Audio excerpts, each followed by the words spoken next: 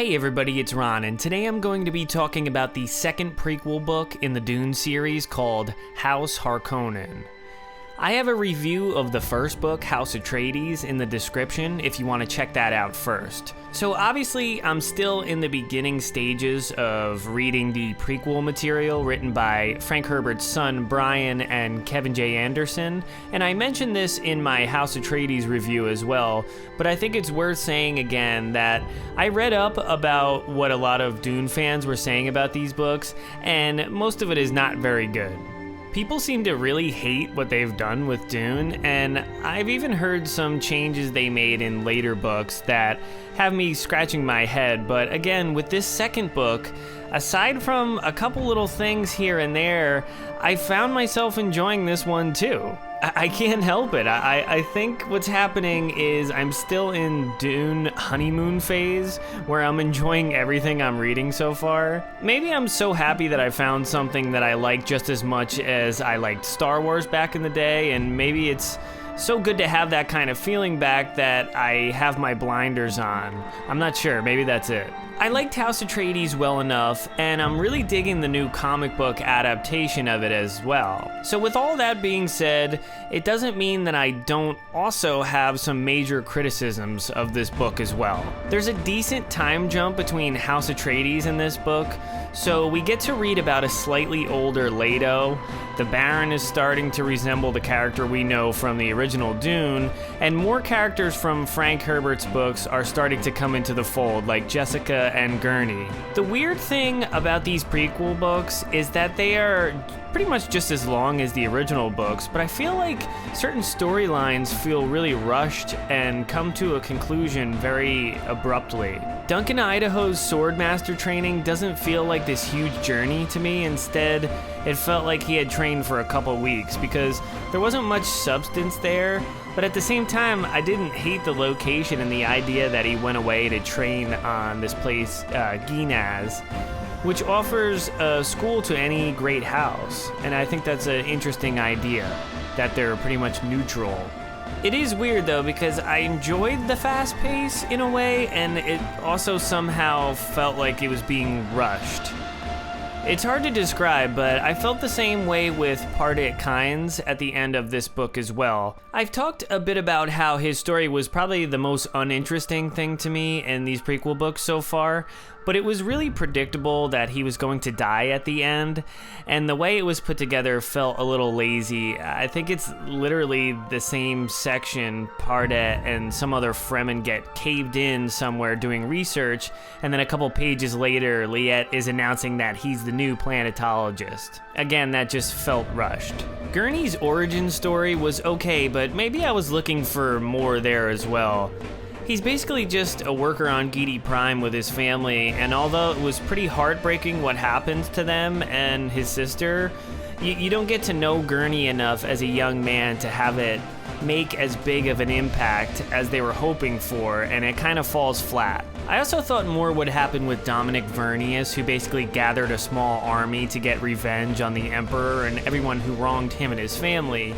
And that pretty much goes nowhere, to the point where I felt like it was a bit of a waste to read his storyline overall. The Bene Gesserit also felt a little overpowered in this, to the point where they can basically make themselves invisible to enemies. I don't know, I wasn't really buying that aspect. Once again, I enjoyed the Harkonnen parts the most. I liked how naturally Dr. Yui, the soup doctor from the original Dune, comes into the story to try and help the Baron with his condition, and you want to scream at him to run away now while he can, because obviously his involvement with the Harkonnens does not end well. Rabban gets way more development than the Baron, and man, they really hammer home why he is such a bad guy in this, because he was ruthless to his poor parents the whole time, to the point where it almost got exhausting. I really like the planet Lankavile, and the whole idea that that's where fishermen get the whale fur from, that's mentioned every once in a while in the original books, is cool.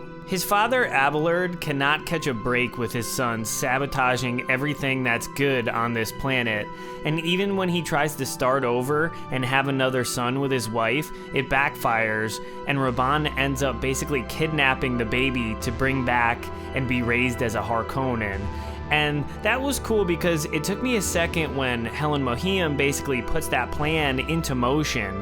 I was like, oh, that's gonna be Feyd-Rautha, who was also supposed to be a Kwisatz Haderach, if I'm not mistaken. So yeah, little things like that get closer and closer to Dune. That's all good stuff.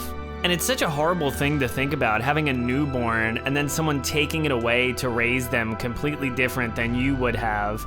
It's a horrifying idea. I had a little bit of a problem with how they explain the Baron's obesity and disease in these prequels. And I felt the same way about Duke Leto having a son before Paul in this book with Kylea, because as far as I know, it's never been mentioned in the original book, so it's kind of hard to believe. That being said, I found myself pretty sucked into the story at the end with a jealous Kylea being driven to try and murder the Duke because of her jealousy and not being at the level she wants to be, which ultimately takes the life of her son and severely injures her brother Romber.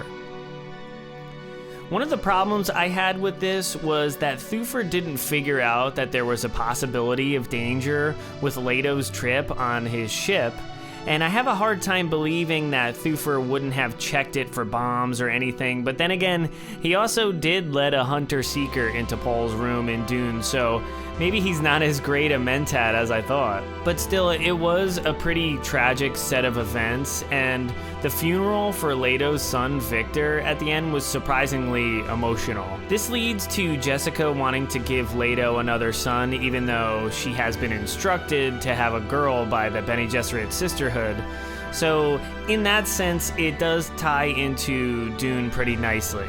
Even though I wasn't crazy about Duke Leto basically having a whole family life before Jessica and Paul, it just felt weird in the beginning. So yeah, this book was a bit of a mixed bag overall. I do admit that I still enjoyed reading what these characters were up to before Dune, even though most of the storylines don't really stick the landing. I'm still looking forward to the third book, House Carino, and then I'm moving on to the newest book, The Duke of Caladan, so stay tuned for those as well.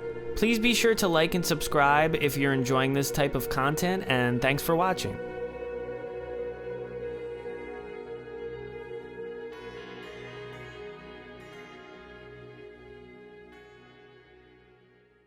Hey everyone, it's Ron here with a quick announcement. When I started this channel, I was reading and reviewing the Dune books and other sci-fi related material, and most of you might not know that I'm also a musician.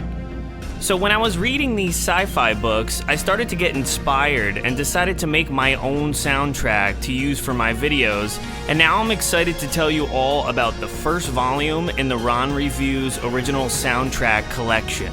This album includes the first 17 tracks featured on my channel, and it's available now exclusively on Bandcamp. Be sure to check the description of this video for the link to the album. Thanks so much for the support so far. I know I'm just starting out, but I hope you're having as much fun as I am. So check out the original soundtrack Volume 1 on Bandcamp. This music is great if you want something moody and atmospheric to listen to while you're reading some science fiction. I think you're going to love it. Thanks.